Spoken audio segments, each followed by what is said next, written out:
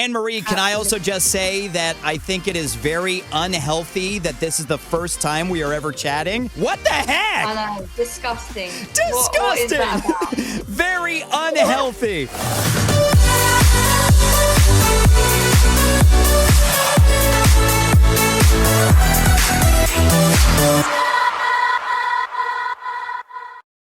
Anne-Marie, welcome to America's Dance 30. Thank you. Woo-hoo-hoo. Congratulations on Baby Don't Hurt Me with David Guetta and Coi Leray going #1. Ridiculous. What is happening?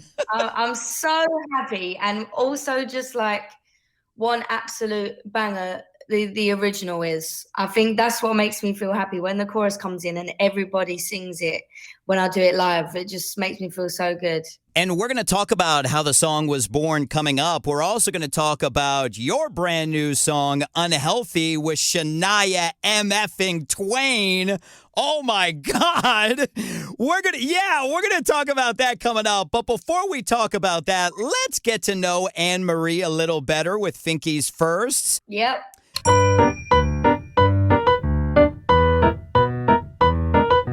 By the way, please forgive me if at any point during this interview I brain fart completely because I was in a car accident on Friday where a couch actually flew out of the back of somebody's truck and hit my car. Finding out the guy's not insured, so I've been dealing with that all day today. Yeah, Anne-Marie. Yeah. Oh my gosh. So it has just been a lot of stress. Do you remember the first time you were in a car accident? Yeah, I was in a few when I first passed my tests. A few of them, but I haven't had any for a while. Touch wood. Were they your fault or the other person's? I'm going to say the other person's, but I'm sure they'll have a different.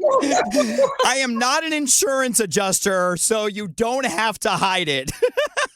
I can't believe that happened to you. You don't even, like, it could have been a lot worse. So all that matters is I'm alive. Sure. Whatever, we can deal with everything else. So I love finding out the origin story of artists. I know you went to school at a young age, like 5, and you were in musicals when you were a kid as well.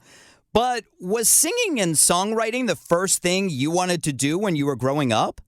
I actually wanted to be a private detective. Really? Yeah, that's still my dream. That's still a dream of mine. But I kind of been doing that with my boyfriends anyway, so I kind of live in both lives. First of all, I don't know if you would admit that. Second of all, I would totally hire you for the accident that I was in. Yes, I would as well. Yeah, I definitely wanted to be a private detective. And then when I got a little bit older, I started doing karate. So I wanted to be a karate instructor and have my own school. But then obviously started singing. And that's where everything took this direction? Yeah, because I mean, my sister's older than me and she went to the dance school. And as soon as I could pretty much walk, I was just following her there. So I went to the dance school doing nothing, just standing there and everyone pointing at me going, she's so small.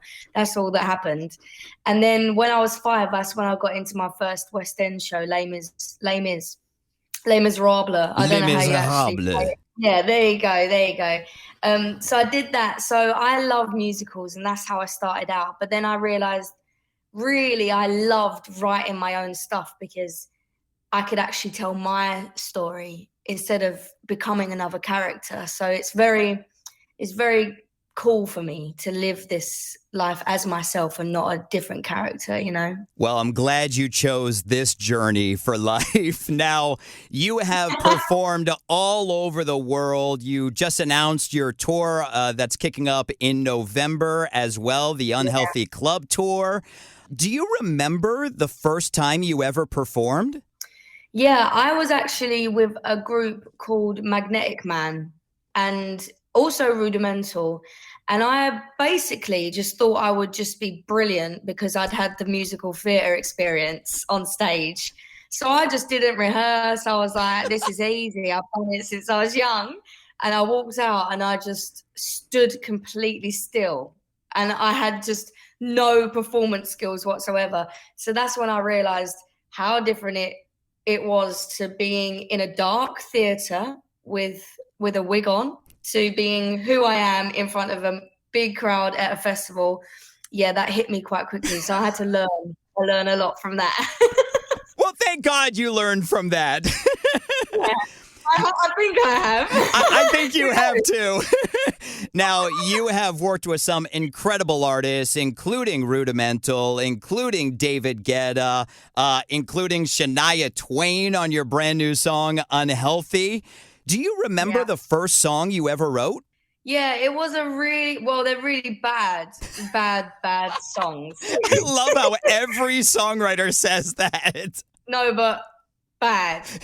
To be honest, I still do write bad songs sometimes, but those were like, like the thing is, I was really proud of them and I thought they were really good. And then now I listen to them back, I'm like, wow, people must have felt like so sorry for me back then because I was like, I love this. And they're like, yeah. Great.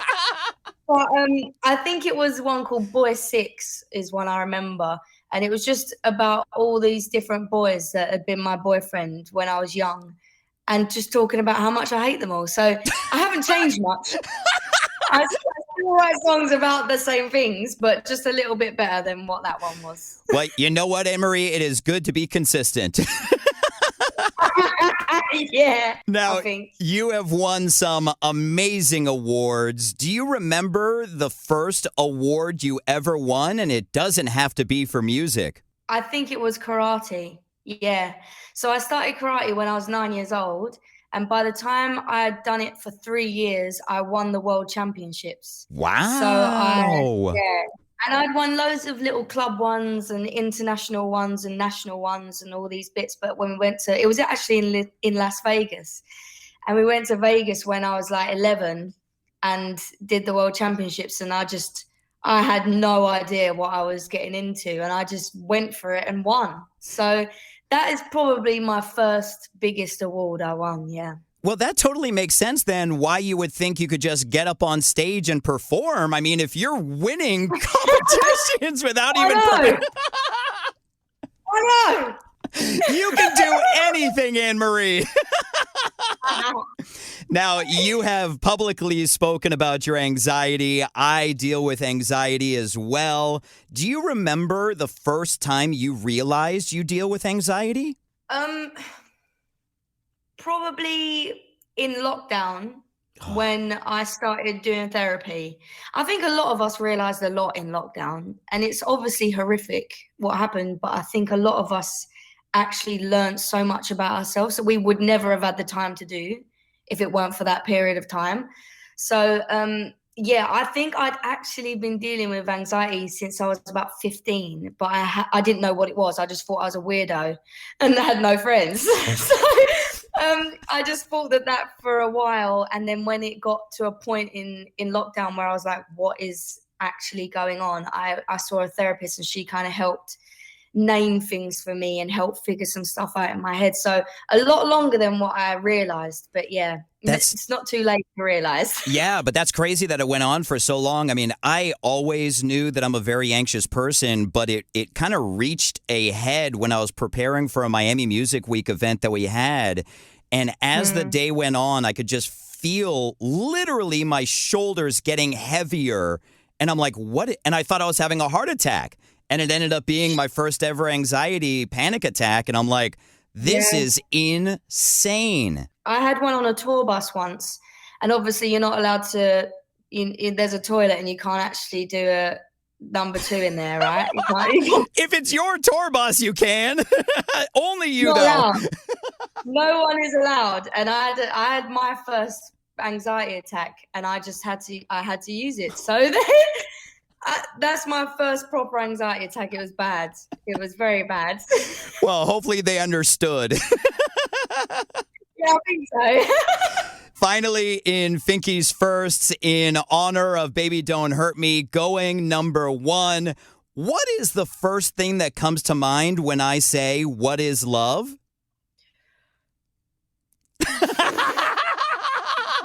I should be a therapist. You know that emoji that has the explosion head? That's what I think when someone asks me what love is. Because obviously I write a lot of songs about love and all the different phases of it. And actually, in my new album, I've written every single phase of love that I could possibly have been through. So the start is a breakup, and then the next bit, which is unhealthy, and then the next bit is meeting someone new and becoming obsessed, which is also unhealthy. So I'm like, what is going on? Like, what part of love is not completely mental, please? That is a great question. That's why I just stick with my cats. I'm good with the cats, and that's it. I think I need to do what you're doing. Let's talk about this smash. How was Baby Don't Hurt Me born with David Guetta and Coi Leray? It was so cool. I mean, I've known David for a while now, and we did a song back in, I think it was 2018. We did a song called "Don't Leave Me Alone." Such a good And song. I know, and I love him so much, and I think he's so great, and he's such a legend, and so humble, and so just a lovely person that I keep people like that close to me. Same with Ed Sheeran, same with people that are just so genuinely lovely, and he is one of them. So it seems like every time we've been to Ibiza, we're there at the same time. So we tend to hang out in Ibiza and party a lot, and it's funny because he thought that I was this really innocent. I am still innocent.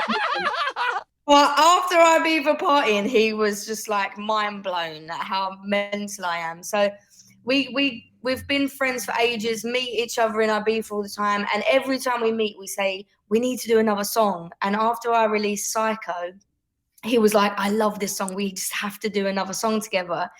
So we were sending songs back and forth, and then he said, I have this song, you need to sing it. It is going to be a smash. And I was like, I believe you. And he played it to me. Absolutely love the original. Ed Sheeran wrote the verses. So again, it's like another family thing.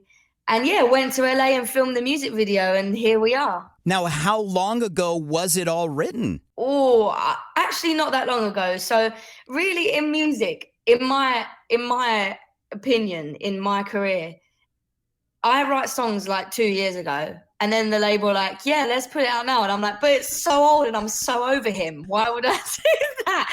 So in that sense, it was actually really fast. I think I recorded the vocals about 2 months ago. Oh, wow. That is quick. Yeah.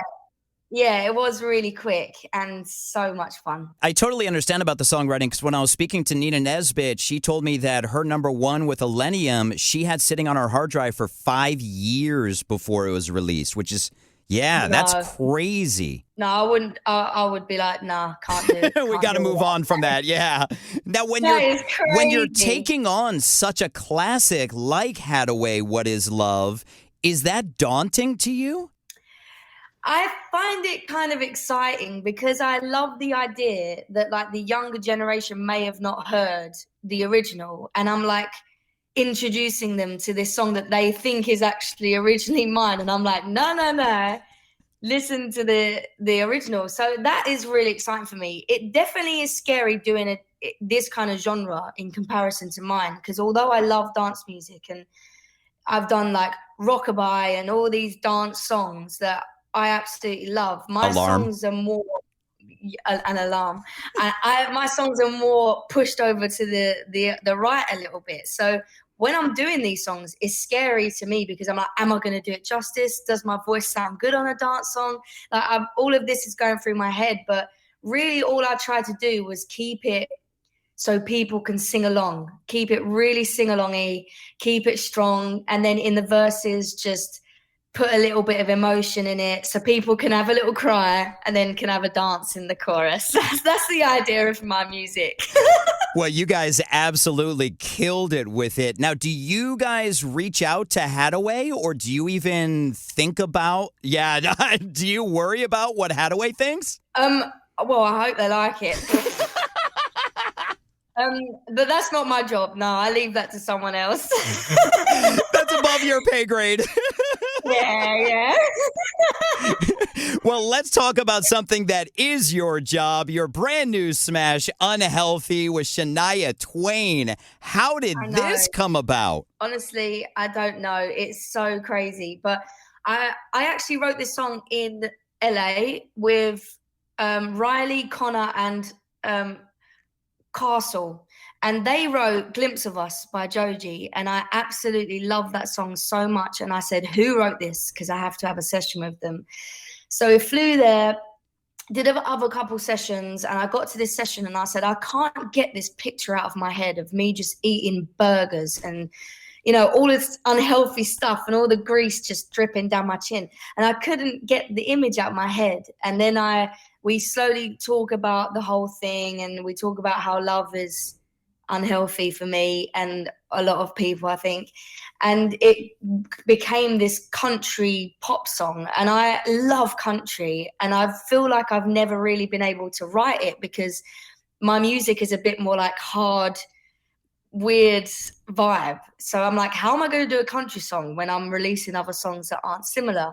But I just thought, you know what, I love this song so much and I just want it to be heard. So I was going to put it out, and I said on the last minute, I said, I just want to ask if Shania will do it. I don't know what's going to happen, but it feels like the most natural thing to me, because when I do a collaboration, it needs to make sense. I can't just be on a collaboration with someone for no connection. Do you know what I mean? Right. So I just thought, I listened to her growing up. She's amazing. She's country, she's pop, she's everything. So reached out to her and she replied straight away and said, I love it. And I'm in the UK for one more day and then I fly home. So come to the studio now. And I was like, what?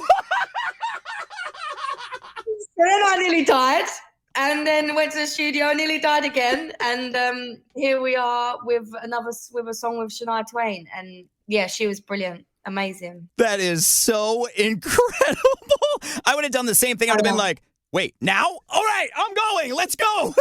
Oh, yeah, that's what I was doing. And then I tried to act really calm. And when I met her, well, I was actually hyperventilating and it was all just a bit much. But definitely a moment to remember. Well, congratulations on that. That is so unbelievable. Congratulations on the upcoming tour, the album, and, of course, Baby Don't Hurt Me going #1. Anne Marie, thank you so much for your time on America's Dance 30. Thank you. You're the best.